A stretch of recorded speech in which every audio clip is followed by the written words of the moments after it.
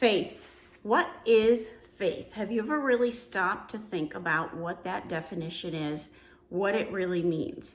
Well, today that's what we're talking about. Yesterday we talked about grace. Today we're talking about faith.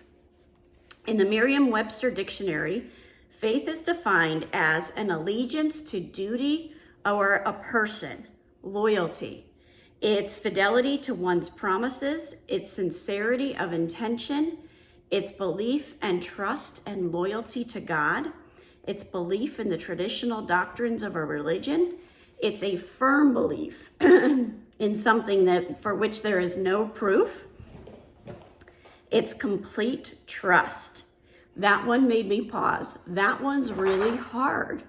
And yes, I trust God, but there are times where I pull that trust back. And then as a verb, I found this very interesting. It means to believe or trust. So that means you have this unwavering trust in who God is and what God is doing. In the Bible, we have a definition of faith, and that's found in Hebrews 11, and it says, "Now faith is the assurance of things hoped for, the conviction of things not seen." So let's think that through.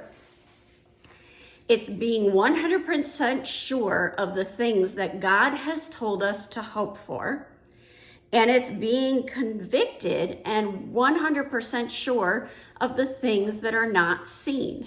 God is in this room. There's no doubt in my mind. I have full faith that God is in this room, but I cannot point to him. I can't look him right in the eye because he's not visible to me right now. And then it goes through this list of all these people of old that were commended or complimented because of their faith. It talks about Abel, it talks about Abraham, it talks about Moses, and then it says, and then there's more, there's Gideon, Barak, and Samson. And then it says in verse 39, all these, though commended through their faith, did not receive what was promised, since God had provided something better for us, that apart from us, they should not be made perfect. They kept their faith was unwavering, they did not receive what was promised. Abraham never saw Israel become the massive nation that it eventually became.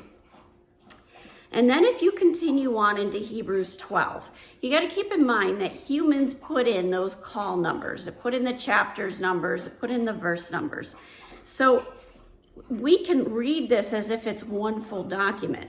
We don't stop at the end of 11 and then think 12 is a new topic, because it doesn't necessarily mean that that's the case. So then when we get into 12, it says, therefore, because we have all those examples of faith, because we understand the definition of faith, therefore, since we are surrounded by so great a cloud of witnesses, who are those witnesses? Those are all those people that kept that faith. Let us lay aside every weight and sin which clings so closely, and let us run with endurance the race that is set before us.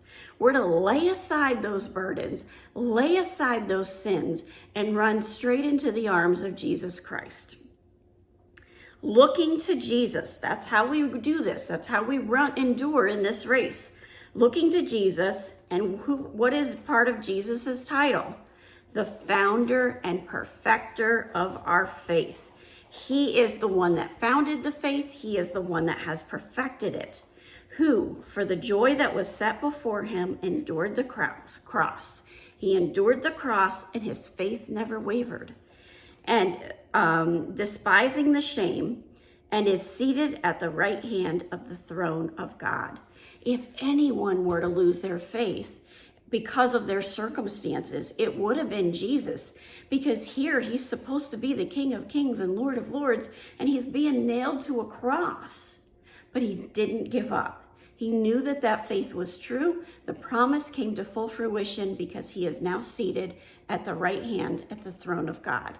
That is the beautiful faith. Jesus is the perfect example of what a Christian should be. He's the only perfect example. I can point to any other Christian and find a flaw. I guarantee it.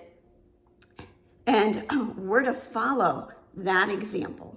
Have a wonderful day. God bless, and keep walking the walk.